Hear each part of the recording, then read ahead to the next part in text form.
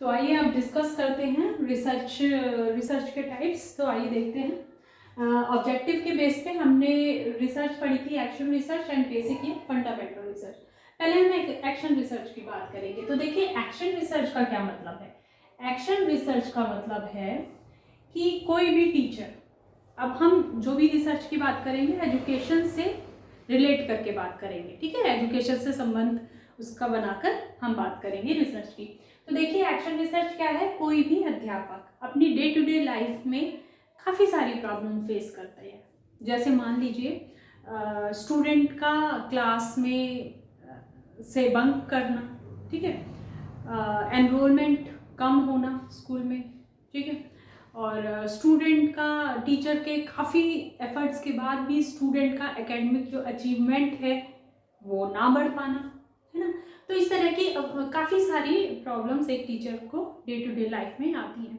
तो इस तरह की प्रॉब्लम्स के सॉल्यूशन के लिए हम जो रिसर्च करते हैं उसे हम कहते हैं एक्शन रिसर्च।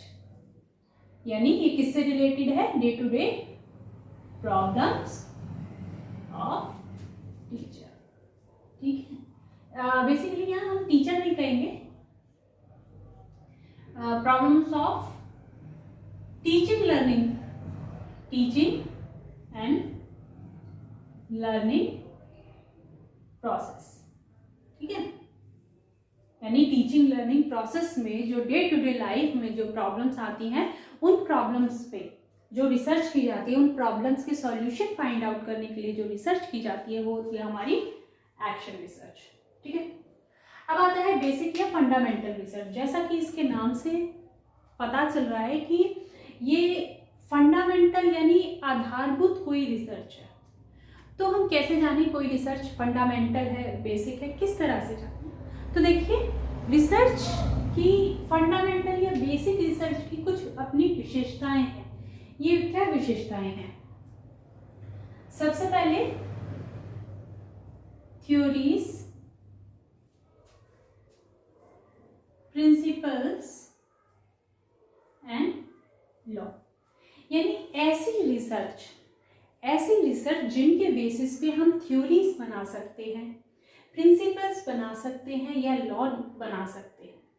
इस तरह की जो रिसर्च है वो हमारी बेसिक या फंडामेंटल रिसर्च होगी। अब बात करते हैं न्यूटन के दिए हुए 3 नियम किस तरह से हैं, वो बेसिक या फंडामेंटल रिसर्च है वो। क्योंकि हम उससे थ्योरी बना सकते हैं, उससे कुछ प्रिंसिपल्स निकाल सकते हैं, उससे कुछ लॉ बना सकते हैं, ठीक है। अब ये जो थ्योरी, प्रिंसिपल, लॉ जो हम बनाएंगे वो यूनिवर्सली उसमें अप्लाई होने चाहिए ये, ठीक है। अब देखिए जितनी रिसर्च होती हैं वो सभी रिसर्च ये थ्योरी, प्रिंसिपल या लॉ बनाने का काम नहीं करती हैं, ठीक है। कुछ गहन रिसर्च होती हैं जो जिनसे ये थ्योरी, प्रिंसिपल या लॉ डेवलप होते हैं, ठीक है। एक एग्जांपल लेते हैं। मान लीजिए आप सेक्शन ए है आपके पास एंड सेक्शन बी है। आप सेक्शन ए की एकेडमिक अचीवमेंट सेक्शन बी से अच्छी है या नहीं अच्छी है ये देखना चाहते हैं, तो इस तरह की प्रॉब्लम को, इस तरह की रिसर्च को हम फंडामेंटल रिसर्च नहीं कहेंगे, ठीक है। क्योंकि इससे हम कोई थ्योरी नहीं निकाल सकते, क्योंकि उससे जो कंक्लूजन निकल के आएगा जिस रिसर्च से उसको हम यूनिवर्सली अप्लाई नहीं कर सकते, ठीक है। एक और एग्जांपल लेते हैं। जैसे हम ये देखना चाहते हैं कि ग्रामीण क्षेत्रों में रहने वाले स्टूडेंट और शहरी क्षेत्रों में रहने वाले स्टूडेंट के बीच आईक्यू लेवल में क्या कंपैरिजन है ना। अगर हम कंपैरिजन करना चाहते हैं ग्रामीण स्टूडेंट के आईक्यू से और शहरी स्टूडेंट के आईक्यू में अगर हम कंपैरिजन करना चाहते हैं, उस कंपैरिजन को करने के बाद जो हमारे पास रिजल्ट निकल के आएगा उस रिजल्ट को हम यूनिवर्सली अप्लाई नहीं कर सकते, हम सबके ऊपर अप्लाई नहीं कर सकते, ठीक है। क्योंकि मान लीजिए इसी तरह की एक रिसर्च अमेरिका में हुई, ठीक है, कॉन्टेक्स्ट बदला, परिवेश बदला, तो वहाँ पर रिजल्ट क्या होगा, वो भी चेंज हो जाएंगे। ठीक है, अब बात आती है एक्सपेरिमेंटल रिसर्च की। एक्सपेरिमेंटल रिसर्च क्या होता है? ठीक है, तो देखिए रिसर्च में क्या होते हैं, वेरिएबल्स। रिसर्च में क्या होते हैं, वेरिएबल्स। वेरिएबल्स का मतलब क्या होता है? वेरिएबल्स का मतलब होता है चर, यानी कि ऐसी कोई भी चीज जिसके ऊपर आप रिसर्च कर रहे हैं। ठीक है, जैसे मैंने अभी एक एग्जांपल लिया था, हम आईक्यू के ऊपर रिसर्च कर रहे हैं, तो ये आईक्यू क्या है, वेरिएबल है। ठीक है, तो वेरिएबल, इन वेरिएबल्स को हम क्या करते हैं, मैनिपुलेट करते हैं। मैनिपुलेट का मतलब क्या है, चेंज, परिवर्तन। ठीक है, अब देखो ये मैनिपुलेशन कैसे होगा।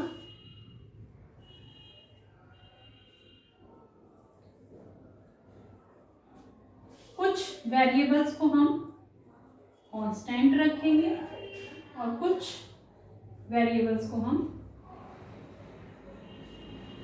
चेंज करेंगे, उसमें चेंजेस देते हैं। अब देखो कांस्टेंट कौन से वेरिएबल रखेंगे, पहले तो मैं वेरिएबल बता देती हूँ। जैसे वेरिएबल हो गया हमारा आईक्यू हो गया, ठीक है, आईक्यू हो गया, हमारी क्लास हो गई, एज हो गई, ठीक है, और क्या हुआ हमारा क्लास, एज और इन्वायरमेंट हो गया। ठीक है, हमारा सोशल या इकोनॉमिकल बैकग्राउंड हो गया।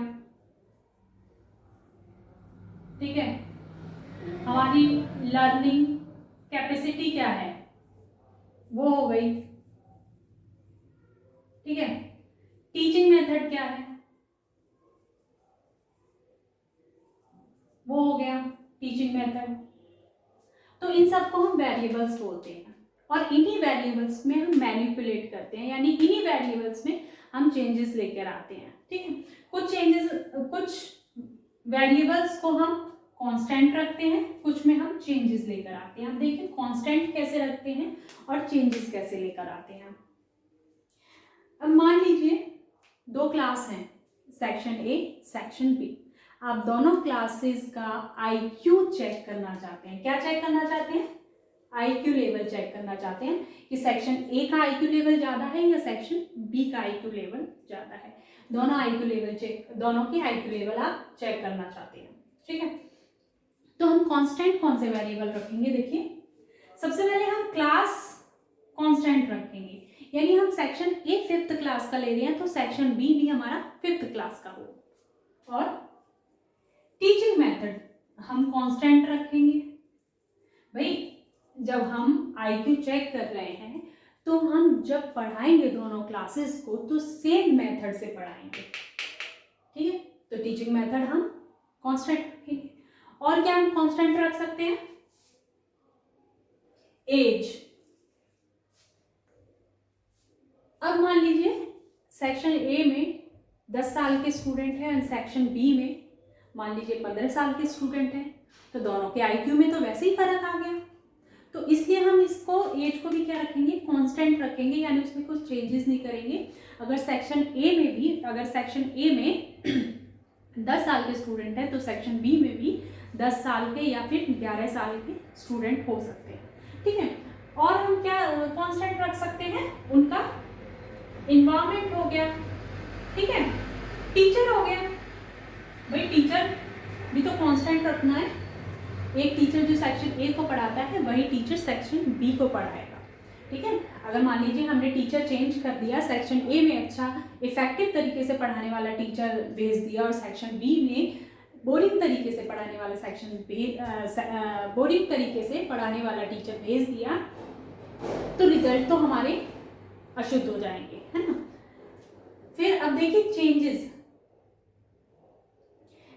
हम किस किस वेरिएबल में करेंगे? हमारे बहुत सारे वेरिएबल हैं जिसमें हम चेंजेस लेके आ सकते हैं। जैसे मान लीजिए सेक्शन ए है एंड सेक्शन बी है, तो दोनों के बीच से हमने क्या किया, जैसे सेक्शन ए के जो मान लीजिए सेक्शन ए में 10 स्टूडेंट थे, ठीक है, और सेक्शन बी में 15 स्टूडेंट थे, हमने इफेक्ट देखा।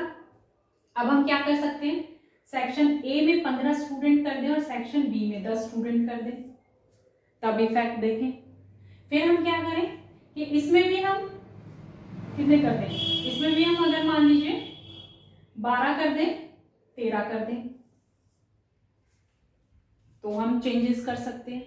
फिर इनके बेसिस पे हम इनके रिजल्ट निकाल सकते हैं। तो इसको तो हम चेंज कर सकते हैं, है ना। एक सेक्शन का बच्चा बी सेक्शन में भेज सकते हैं, बी सेक्शन के बच्चे ए में भेज सकते हैं, दोनों सेक्शन के बच्चे आपस में मिला दें और फिर सेक्शन को अलग करें, ऐसा कर सकते हैं हम। ये चेंजेस हम कर सकते हैं, इन्हीं चेंजेस के बेसिस पे हम अपना रिजल्ट भी देख सकते हैं।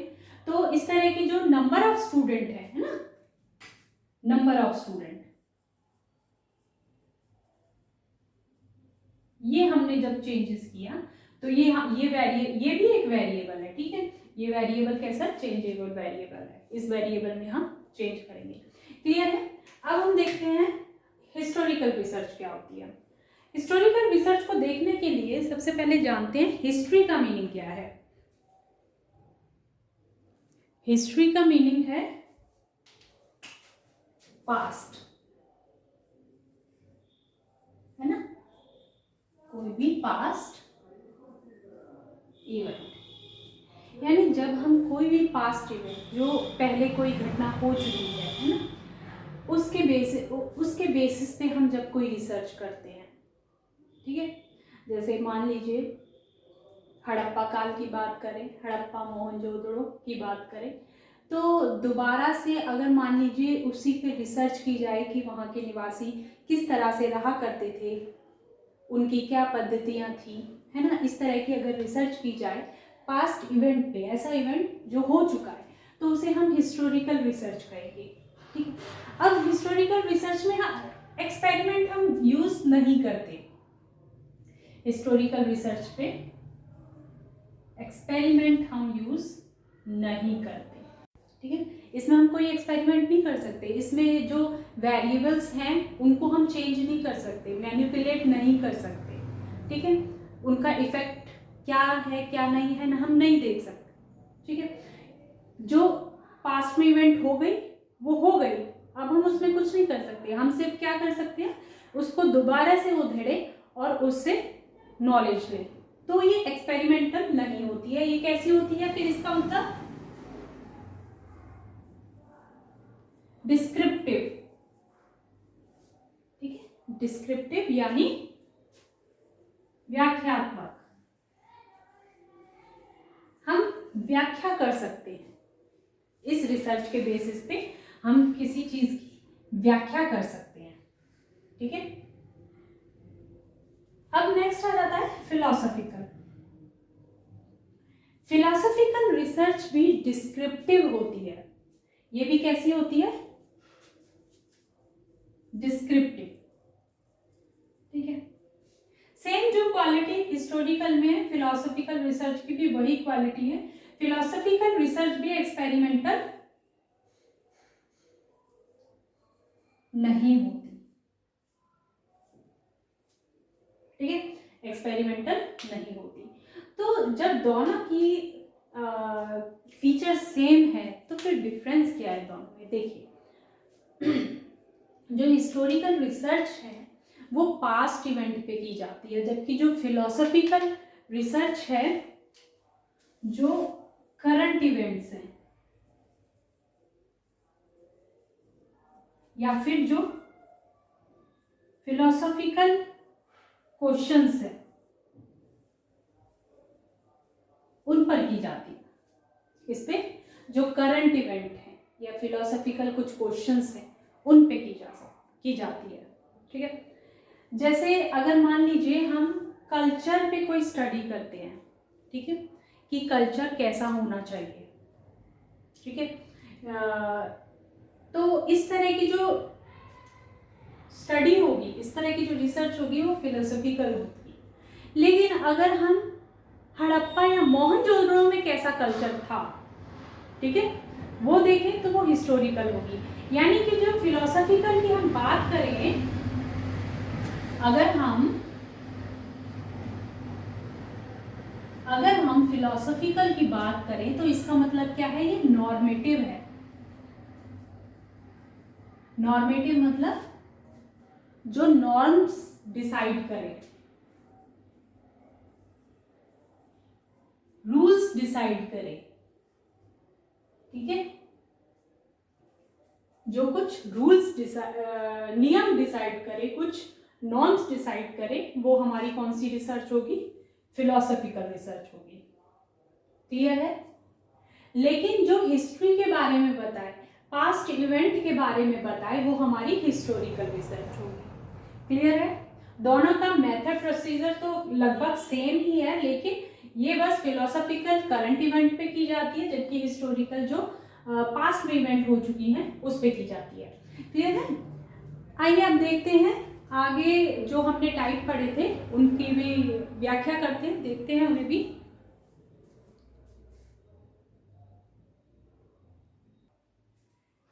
तो देखिए, अब बात करते हैं लॉन्गिट्यूडनल एंड क्रॉस सेक्शन की बात करते हैं। ठीक है। लॉन्गिट्यूडनल ऐसी रिसर्च जो लॉन्ग टाइम के लिए की जाए, लॉन्ग टाइम रिसर्च, जैसे जेनेटिक स्टडी। मेंडेलीव की बात पता ही है सबको, ठीक है, जेनेटिक पे स्टडी की थी।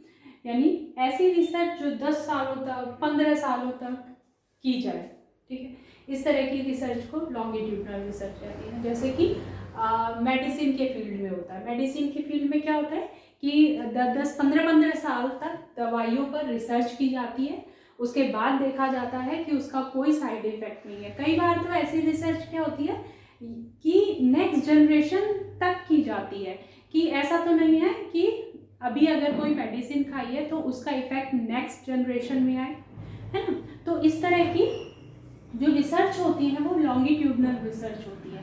ये शॉर्ट पीरियड की भी हो सकती है एंड लॉन्ग पीरियड की भी हो सकती है। शॉर्ट पीरियड जैसे मान लीजिए 4 साल 5 साल, लॉन्ग पीरियड जैसे मान लीजिए 10 साल 20 साल, ठीक है।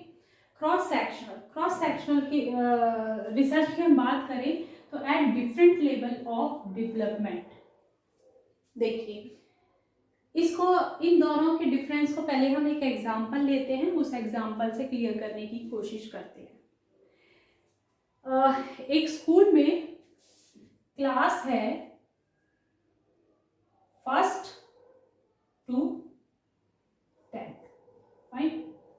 अगर हमें ये देखना है, कोई भी हमें स्टडी करनी है या कोई भी रिसर्च करनी है जिसमें हमें ये देखना है कि जब बच्चा 1st क्लास में होता है तब से वो 10th क्लास तक पहुंचता है तो उसके अंदर क्या क्या चेंजेस आते हैं। मैंने क्या कहा, मैंने कहा कि अगर मुझे रिसर्च से ये देखना है कि बच्चा 1st क्लास में था तब से लेकर जब वो 10th क्लास तक पहुंचता है तो उसके अंदर क्या चेंजेस आते हैं, अगर हमें वो चेंजेस देखने हैं तो इस तरह की रिसर्च देखो 2 तरह से हो सकती है। एक तो ये 1 साल, फिर दूसरी साल देखा 2nd क्लास में, फिर 3rd क्लास में बच्चा पहुंचा, 4th 5th 6th 7th 8th 9th 10th। जब बच्चा 10th में पहुंच गया तब हमने देखा 1st क्लास में जब वो था और 10th में जब वो था, दोनों में हमने एक ही बच्चे को कंपैरिजन किया और निष्कर्ष निकाला। ठीक है। इसमें, इस रिसर्च में कितने साल लगे, 10 ईयर। इस रिसर्च में 10 साल लगे।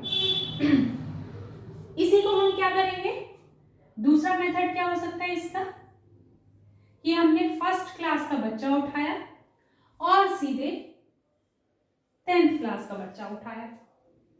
1st क्लास का बच्चा उठाया और सीधे हमने 10th क्लास का बच्चा उठाया, दोनों एक साथ लिए। पहले साल 1st क्लास के बच्चे को देखा और उसी साल में हमने 10th क्लास के बच्चे को भी देखा। ठीक है, दोनों एक साल के बाद पास आउट हो गए। तो इस स्टडी में हमें कितना टाइम लगा, 1 ईयर। हमने क्या किया कि पहले 1st क्लास के बच्चे को देखा और 10th क्लास के बच्चे को देखा, दोनों में कंपैरिजन किया और पता लगाया कि फर्स्ट से 10th तक पहुँचते पहुँचते बच्चे के अंदर क्या चेंजेस आ जाते हैं।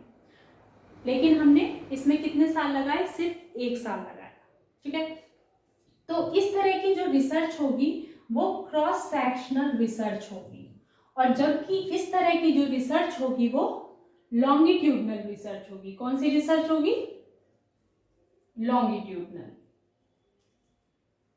ठीक है।